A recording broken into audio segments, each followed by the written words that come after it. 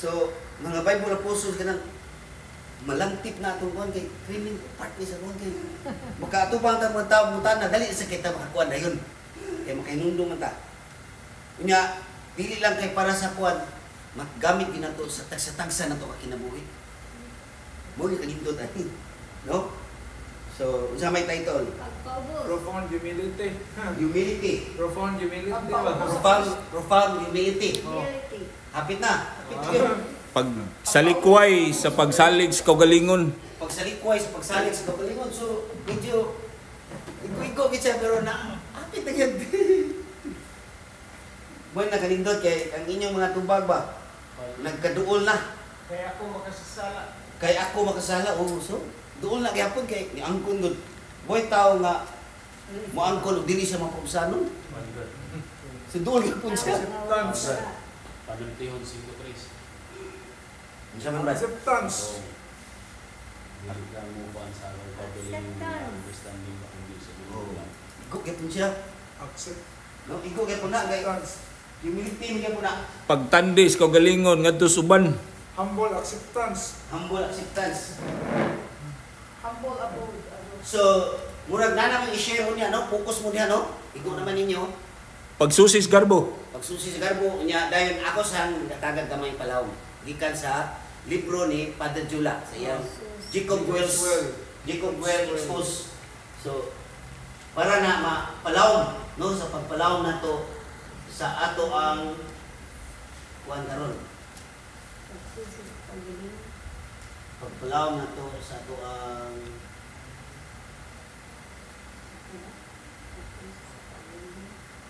Something like humility and acceptance.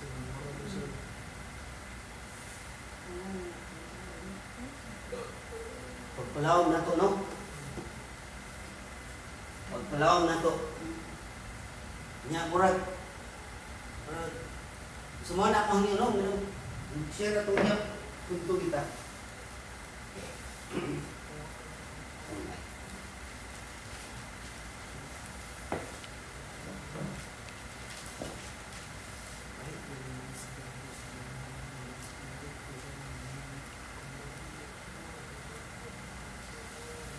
Kita, wala yung utang na.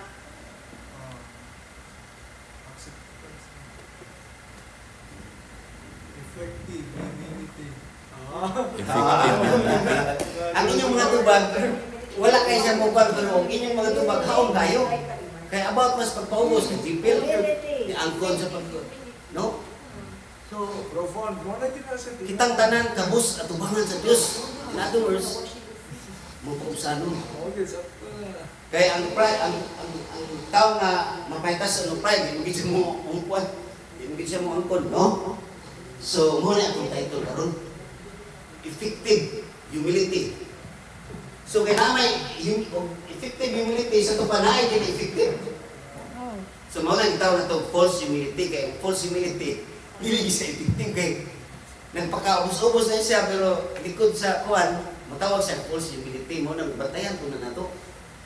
Kaya haron na yung effective, ginagawa real din ang ato ang pagpaubos sa makita nito sa life ni Paul. Kaya yung sulat na ito na Timothy, grabe yun, yung pagkuha yun, no, na paubos niya, yung kinabuhi ba, ihalag niya sa Ginoo. Ihalag na yun. So, muna, nahimo siyang effective na humility niya yung ipakita. Muna karon, hangtod karon ang iyang mga sulat atong basag yun.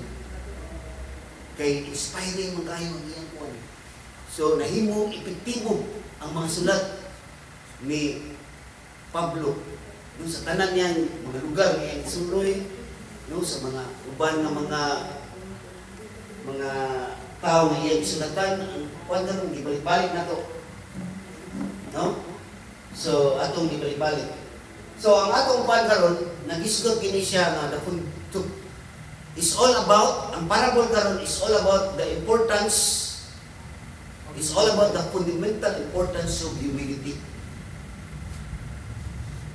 Diha sa atong relasyon, ngadto sa atong isikataw, o ang atong relasyon, diha atubangan sa Diyos. Humisili. Kung sa ka-importante, ang magpaubos.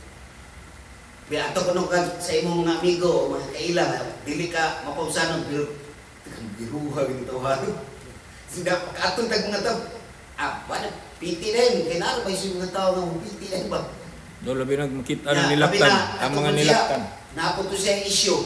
Nya makita sa tao nga birot. Trigger siya kay napo siya issue pagka birot. Mirroring na siya. Miruring man na. Ito ang nag-miruring.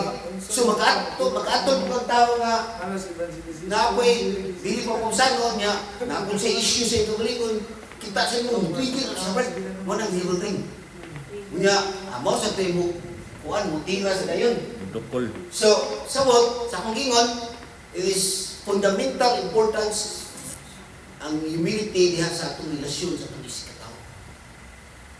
Nga ikaduha ang atong relasyon sa Dios. Klaro kayo ang Dios. Di gid sa gusto sa mga tao mapahitason. Sumuni siya importante mo ni atong parabol karon. No? It's all about the fundamental importance of humility.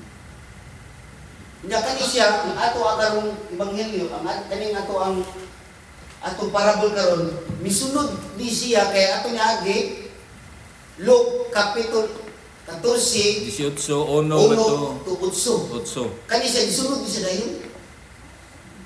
9 to 14 so nagsunod ni siya sa parable of the widow and the unjust judge. Gisunod siya. So nya makita man nato ang kinabuhi atong kuan na nag-isgot mo to is all about the need of persistence in prayer na makanunayon ng pag-ampo. Mo po lesson na to na unsa ka importante unsa ka panginahanglan sa tao ang pagpadayon sa pag-ampo. No, nga ang tika nga kasing-kasing no nga judge wa si kadlok Ginoo wa si kadlok sa tao apan sa pagpadayon giyasulan siya sa kuan sa byuda. No, giyasulan sa byuda. So iya na lang itubak ang gipangayo sa byuda tagaan favor kay mahutdan niya siya kanang sa to mahutdan siya og pailog. No?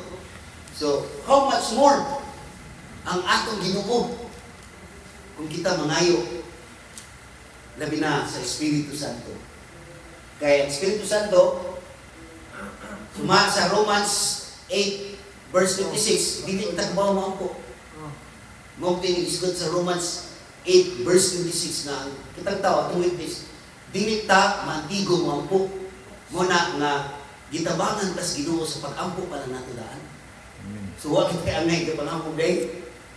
Unya gisundan pa kayo sa John 4 verse 20 to 24 na ang key sa persistence in prayers pagpadayon ang key diha ang Spirit of God. Nga mo'y makapalahutay nato ang Spirit of God. No? So mo ni ang atong nisgutan nato niya gamay review lang.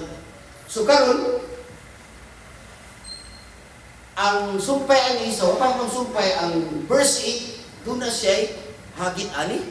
Nindot kini hagit ng sumpay ani karon. Ang iyang hagit diha sa verse 8 niingon siya. Nagaingon ako kaninyo nga magdali siya paglaban kanila.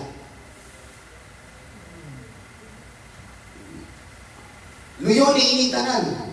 Inigabot sa anak sa tao makakaplag kaha siya og pagtuo dinhi sa yuta. Sumo ni siya hagit ani mo. Sumpay ang ron. So makakaplag kaha siya pagtuo dinhi sa yuta. So kasabot sumpayan niya ani kay iyang gi pasabot further. Sumabot. Mo ni connection ni kay lima ganang gihagitan makaabot makita na siya pagtuo ini balik niya. Kay ni promise siya willing na siya mutabang kay pero sa pagtabang niya Wala man diha. wala na yung tuo niya. So nana ang grasis pagtabang gani siya mudali. Pero punti yung pangutana, abot na ako, naarap ko yung makita na Nagpabilin. mo ni say further na pagkuhan ni. So iyang ikuan, what kind of faith? Kaya naman tayo force na ay effective. So, ikuan niya nga, unsa nga klase ng pagtuo. May abot niya nga naunta na nga pagtuo. Na mo mo'y atong pasid karon parabol. Unsa klase nga pagtuo nga maoy makapakuan sa grasya na madawat din nato. Nga makabot nito ang grasya. Kaya na naman siya. Na naman ang grasya. Nga Ginoo di man mapugos. So, ang tao nga open muna na what kind of kwan. So, kisa may mutubag ka. Unsa ang klase nga pagtuo. Kaya ingon siya. Ning-abot ako, nakakakoy makita ng pagtuo. So, unsa nga klase nga pagtuo yung hagit niya, ni? Unsa nga klase, kasi makatubag, but sister, unsa nga klase sa pagtuo. Ning-abot niya, mugawas yun, o magdawat yun ang iyang gugma o karuoy sa mga tao. Kaya naman, sa atong mga reading, klaro pa kayo. Sa first reading, second reading, na naman. Niya, ipakita sa kinabuhi ni Paul. Matong nadawat ni Paul, ang Ginoo mo ni Banos, batok sa iyang mga kontra. Totally surrender. Totally surrender. Kung sa man nga klase sa pagtuo. No? So, mali siya. Humble faith. Humble faith. Mapausanon na pagtuo. So, muni ang klase ng pagtuo na iniabot niya na ani. Humble faith. So, ginata atang hindi, nag-iskot. Sumuni siya ang gusto nga iniabot sa Diyos na ang mapausanon na pagtuo. Kay, dili ko siya malipay sa mapatason na pagtuo. Nung mani nga, doon na siya ipakita ng parabol. Nga haron doon na tayo kapag kanabang kapanaginan. Mo itong ihatag siya two contrast person. Contrast means opposite. Mo ito siya ihatag siya ng parabol. So, mo ito nga ang opposite mo ito ang Parisiyo o ang Kubrador sa Buhis. Mo nang ihatag ng parabol. No, nga, kung makita na to ang Parisiyo o ang ilang status sa kwan ba, makita na to ang respectability, no, respektado siya. Ang Parisiyo sa ilang panahon, respetado. Unya, ang kaning Kubrador sa Buhis sa ilang panahon, mo ni kanang upuan pa, lakot ang mga tao kay Kubrador sa Buhis, mo ni, kung trabaho na, oh, no? So, mo ni ito ng tao makasasana, cute. Disgust na person, no? So, opposite tayo sila. Unya, ang kaning Parisiyo mo ni ang sa panahon sa una nga religious. Ang Parisiyo. Unya, ang kaning tax collector mo ni gitawag opposite kay mo ni gitawag nagkurap sa ilang panahon. Kurap sa ato yung kurap ba? Diba? Ang sa may napil na gikurap karon. Suko ta. Sumuni ang status sa tax collector. Karon nabatik na nato karon nga ang sa kurap lakot yung tao, no? Amen. So muna, disgusting ang mga kurap. Kunya ang mga Parisiyo, mo ni mga tao na asibahan, nilalagad, sigito sa puno sa Diyos. Parisiyo? O, mga Parisiyo, no? Mga learned din sila, respetado din sila. Pero pag abot sa time, kay pusit mo kayo, so, tubangan na ang ilang different orientation towards God, opposite mo kayo, pero tunay twist. No, ang ilang orientation padulong na sa ilang relasyon sa Ginoo, very different from each other. But there is a twist towards God pag abot dito. Kinsa may ikahimutan sa Diyos. Ang Kubrador sa Buhis. Kubrador sa Buhis. Ganun man, ay naaman siya ay humble faith. Isang tuod siya na asay Makasasala. pero ano bang kasing kay iyahang nasi pagtuo pero di angkon siya, no? Sumana nga ang Kubrador sa Buhis, no, ang Parisiyo mapahitason kay siya, no? So nasi upright sa iyang kaugalingon, no? So ang iyang kaugalingon grabe kayo siya na kunya mo na iyang ikuan niya kaugalingon, klaro magayto nga dili siya kawatan, dili siya Babaero. Di babaero. O, dili siya hangol. Hangol, No, hapog. dili siya hapog, dili siya babaero. O, dili siya dautan, dili siya ato ang buwan, dautan man ang hapog, butang niya dautan, Oo. ang gitanawa. Sa uban, hapog, ang dili siya ato ang from Greek to Cebuano, dautan niya ang gamit. Dili siya kawatan, dili siya dautan, dili siya himaway. Dili siya sama sa kubrador sa mga nang iyahang ikuan. So, matang yung Brad James ko, wala sa tinesa mo ko, isamot siya kakuan din, kumpara mo siya. Pero pag naghukom siya ba? So, i-judge siya sa uban. So, upright kay siya na siya, ikutan niya siya. No? So, mo na kuhan niya. Kung imong i-level siya, so wala pa mag-convert si Paul, sa all na sa zona, almost pareha sila. Kaya si Paul, pinti na ang credential sa ni Paul, di pa sa basta na. Kaya pinti ng brighta si Saul na siya sa una, Saul. So, kung si Juan. Kung imo basahin niya credentials, almost magturiha ni. So, makita na to nga ang iyang Juan, nigubiyan sa minimum sa balaod ba? Sa pagkasumusunod bitaw sa balaod ni Moses. Sa ilang pagkareliyoso ba? O because nigubiyan sa minimum. Kung imo tanaw ni kaliboy, di basta ni. No? So, nakita na to. No? So, muna na gikuan siya. O, muna gikuan siya o duha ka tao. Muna kumparar. Muna nga Jesus describes two different personalities in this parable. Para makita, kinsay nagpakita nila ang humble faith. Kaya ang tuyo-tumo nga connection sa verse 8 na nakakakoy makitang pagtuo, inikabot na to. Kasi siya kami na siya. Sus, nanguha tao, nangindahay ang tao Ginoo ba? Kaya di na pagin mamubos ang Ginoo mo, nangindahay siya. Tininood ang iyang pangindahay. Kaya Ginoo mo, di rin mo namubos. Pero nagtudlo siya tanan, ihatag niya ang tanan. Ang tanan pagtulungan, kaya siya mismo, mao ang pulong nagpakataw, yan yung puya ang tanan. So, dili ordinaryo ang iyang pangindahay good na di-abot ka na ako. Maraming kuwan pa, nihangin ang Ginoo ba, di-abot ka na ako, nakakoy makita ng pagtuo. Naman yung iya ipakita kung sa pagtuo kung iyang tanawon mo itong humble faith. So, klaro gini. Kaya kasi nga unanay pagtuo, Lord.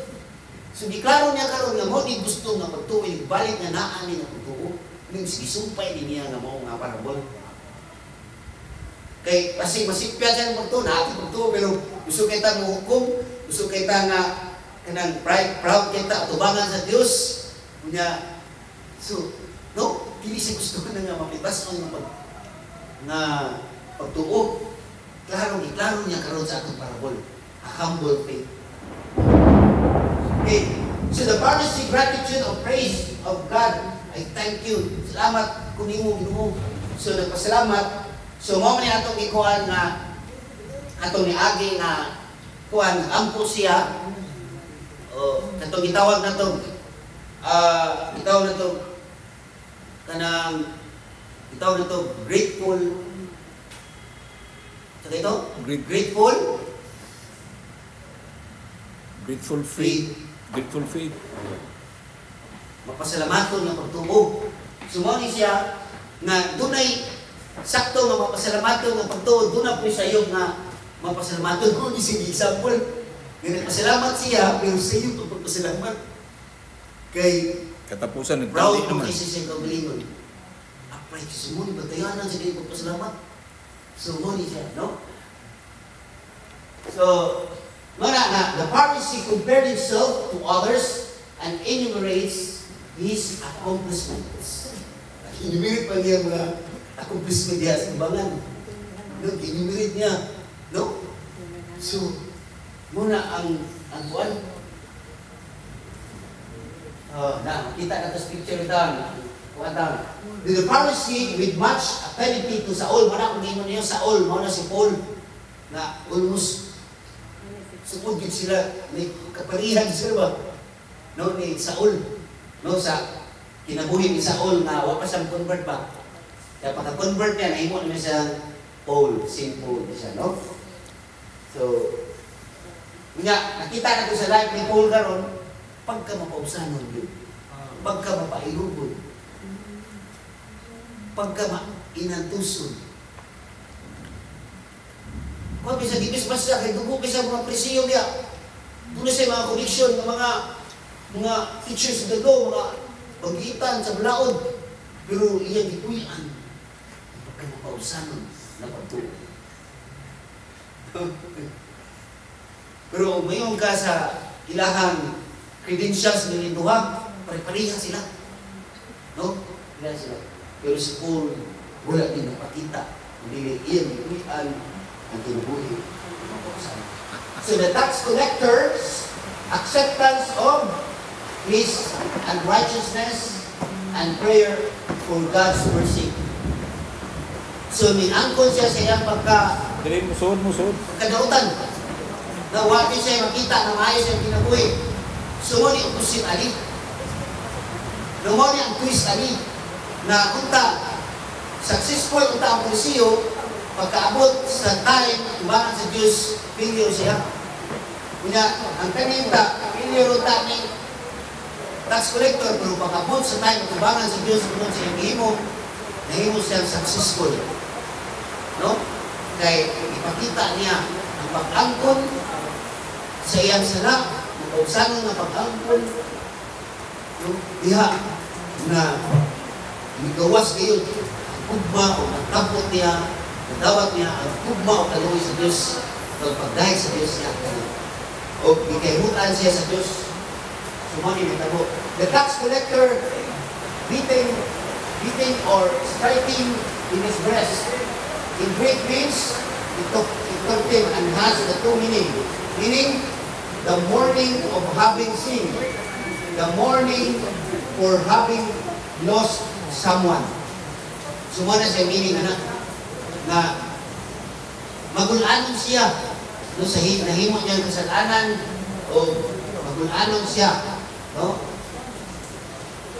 Kung sa'y nawala no? Sumana nakusit tayo sila diba?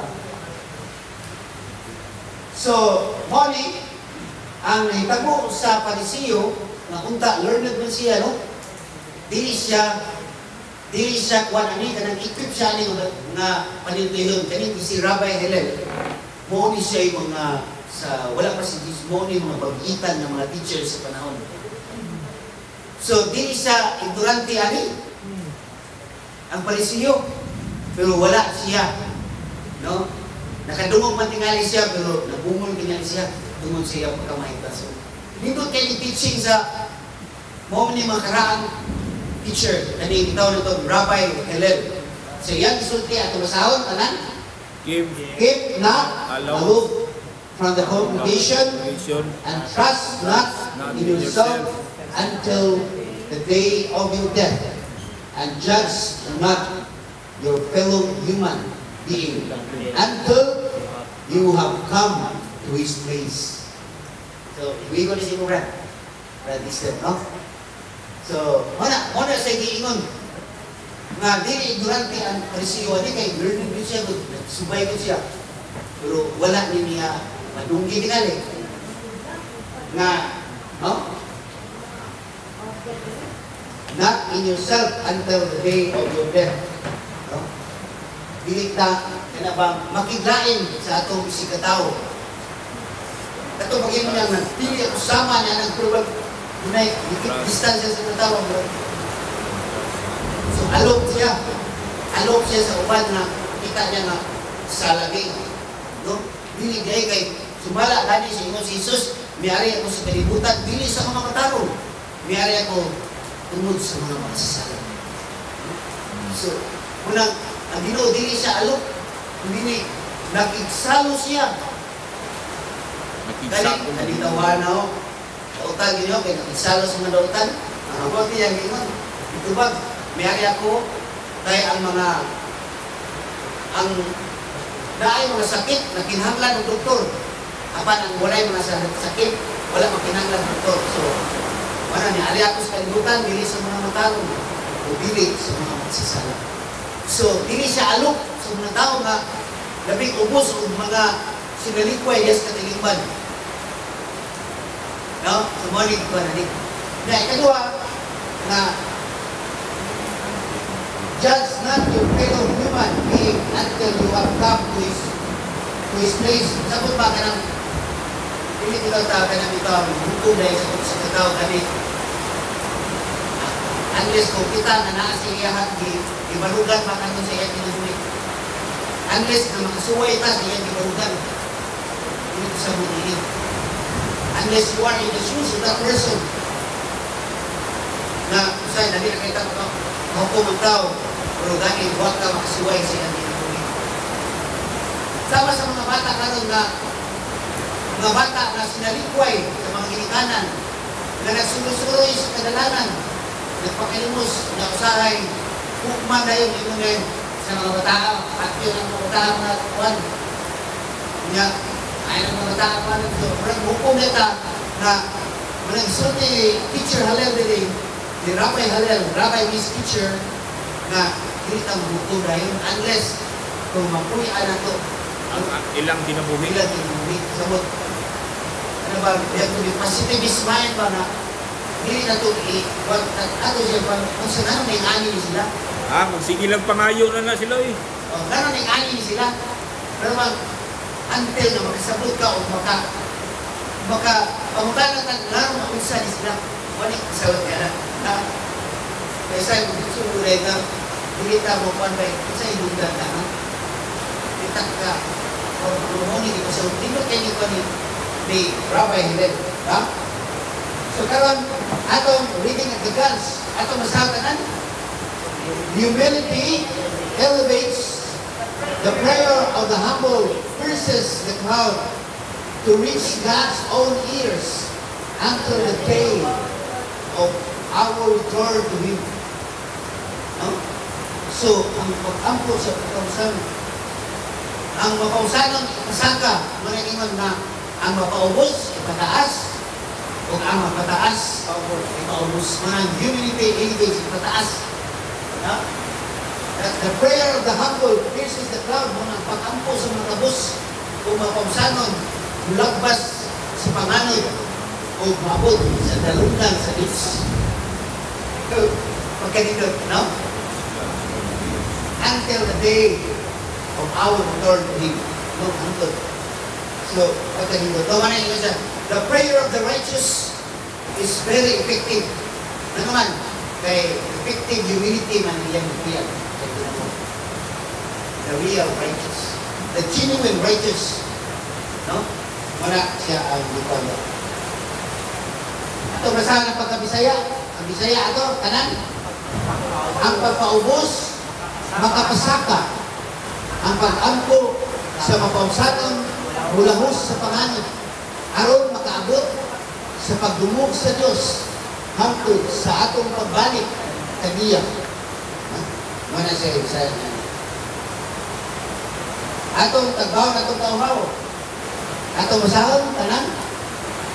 Prayer is the raising of one's mind and heart to God, or the requesting of good things from God. But when we pray, do we speak from the heights of our pride and will, or out of the deep of a humble contrite heart? He who humbles himself will be exalted. Humility is the foundation of prayer.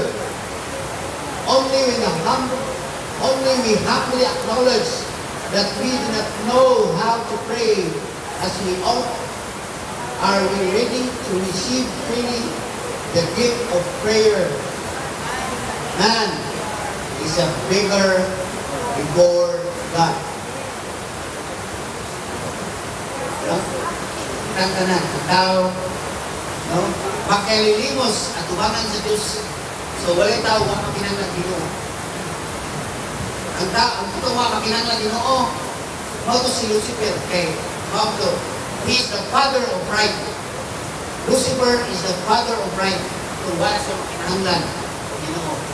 Wala siya, pero sa mana na, para dili ta mahimong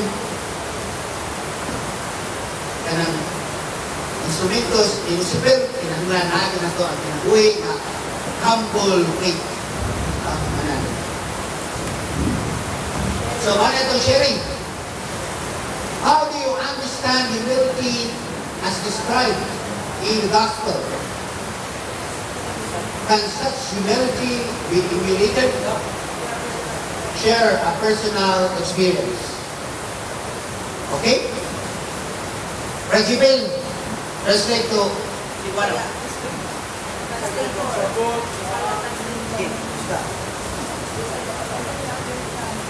Kung sa imong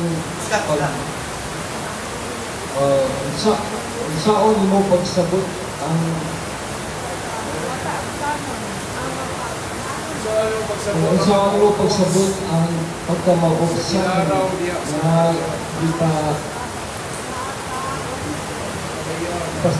kita sa Ebanghelyo. Kani bang pagkamag-ofisyanon nga ngayang sundon? Share experience, personal experience. So, take the 5 minutes break.